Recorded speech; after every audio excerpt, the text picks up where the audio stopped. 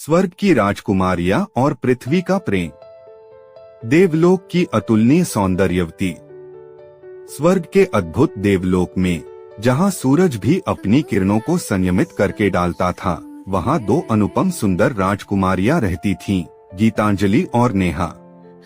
वे केवल सुंदर ही नहीं, अत्यंत बुद्धिमान और चतुर भी थीं। वे स्वर्गीय सुखों में पली बढ़ी, जहां अप्सराएं नृत्य करती थीं, देवगण यज्ञ करते थे और गंधर्व संगीत की धुनों में देवलोक को झंकृत कर देते थे। परंतु इन दोनों राजकुमारियों का मन असंतुष्ट था। उन्हें अपने जीवन में एक अधूरापन महसूस होता था। स्वर्ग का ऐश्वर्य उनके लिए अब नीरस हो चुका था। वे जानना चाहती थीं कि पृथ्वी पर प्रेम, त्याग और इच्छाओं का वास्तविक रूप क्या है। एक दिन वे इंद्रदेव के पास पहुंची और बोली, देवराज, हमें पृथ्वी पर जाने की अनुमति दें। हम वहां मानव जीवन के अनुभव को स्वयं जीना चाहती हैं। इंद्रदेव ने हंसते हुए उत्तर दिया, पृथ्वी मोह, वासना और भोग से भरी हुई है। वहां जाने वाले अमर भी नश्वर हो जाते हैं। तुम दोनों वहां जाकर यदि प्रेम में पड़ गईं, तो स्वर्ग लौटना असंभव हो सकता है। परंतु गीतांजलि और नेहा अपने निश्चय पर अडिग रहीं। इंद्र ने भारी मन से अनुमति दे दी, लेकिन एक शर्त रखी, तुम्हें केवल सीमित समय के लिए धरती पर भेजा जाएगा और जब तुम्हारा उद्देश्य पूर्ण हो जाएगा तो तुम्हें वापस लौटना होगा, चाहे तुम्हारा मन करे या न करे। धरती पर अवतरण और महर्षि से भेंट। स्वर्णिम रथ में बैठकर दोनों राजकुमारियां पृथ्वी पर उतरी।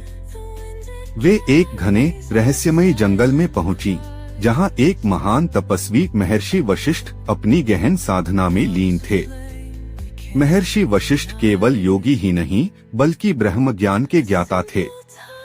उनकी छवि तेजोमय थी और उनके तप के प्रभाव से आसपास की भूमि भी दिव्यता से आलोकित थी। जब उन्होंने गीतांजलि और नेहा को अपने आश्रम के पास आते देखा, तो उन्होंने अपनी आंखें खोली और एक पल को चकित रह गए।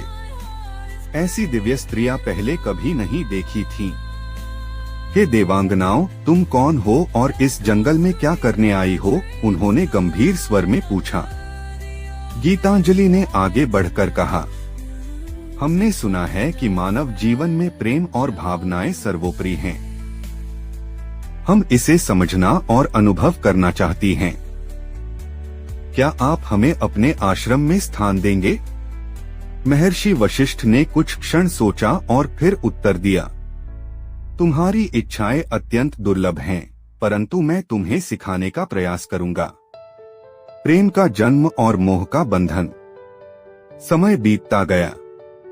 गीतांजलि और नेहा ने महर्षि वशिष्ठ के साथ जीवन व्यतीत करना आरंभ किया। वे उनके ज्ञान, उनकी योग्यता और उनके अद्वितीय व्यक्तित्व से प्रभावित होने लगी। धीरे धीरे वे महर्षि के प्रति आकर्षित होने लगी। उन्हें प्रेम और भक्ति में अंतर समझ नहीं आ रहा था। क्या यह केवल गुरु के प्रति श्रद्धा थी या कुछ और? वहीं वशिष्ठ भी इन दोनों राजकुमारियों की सुंदरता और उनकी बुद्धिमत्ता से प्रभावित होने लगे। उनके हृदय में भी प्रेम का संचार होने लगा, जिसे वे स्वीकार करने से डरते थे। एक दिन पूर्णिमा की चांदनी में गीतांजलि ने वशिष्ठ से कहा, हे महर्षि, यदि प्रेम एक भ्रम है तो हम इसे क्यों महसूस कर रहे हैं? वशिष्ठ ने उत्तर दिया, प्रेम स्वयं भ्रम नहीं, बल्कि आत्मा का गूढ़तम सत्य है। यह सुनकर नेहा ने कहा, यदि प्रेम सत्य है तो हमें इसे रोकना नहीं चाहिए। वशिष्ठ ने पहली बार अपने संकोच को तोड़ा और प्रेम को स्वीकार किया। वह रात चांदनी में डूबी हुई थी और तीनों ने प्रेम और वासना की सीमाओं को समझा। पुत्रों का जन्म और नीति का संकेत। समय के साथ गीतांजलि और नेहा ने एक एक पुत्र को जन्म दिया, अर्जुन और सत्यराज। दोनों पुत्र असाधारण थे।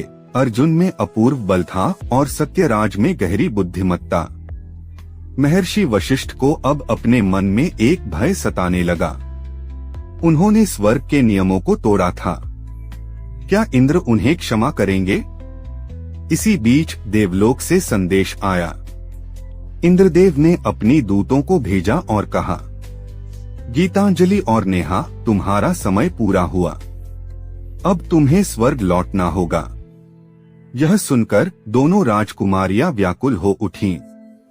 वे अपने पुत्रों और महर्षि को छोड़कर नहीं जाना चाहती थीं, परंतु नियति को बदला नहीं जा सकता था। महर्षि वशिष्ठ ने अपने पुत्रों को अपने गले से लगाया और कहा, तुम दोनों इस धरती पर धर्म और न्याय की रक्षा करोगे। तुम्हारी माता तुम्हें छोड़कर जा रही हैं, लेकिन उनका प्रेम अमर रहेगा। गीतांजलि और नेहा के नेत्र अश्रुपूर्ण हो गए। उन्होंने अंतिम बार अपने पुत्रों को गले लगाया और फिर एक स्वर्णिम प्रकाश में परिवर्तित होकर देवलोक लौट गईं। अमर प्रेम की गाथा। उनके जाने के बाद अर्जुन और सत्यराज महान योद्धा बने। उनके शौर्य और नीति की गाथाएं युगों युगों तक गूंजती रहीं। परंतु वशिष्ठ कभी भी गीतांजलि और नेहा को भुला नहीं पाए। वे अपने आश्रम में ध्यानमग्न होकर उनकी स्मृतियों में ही जीते रहे।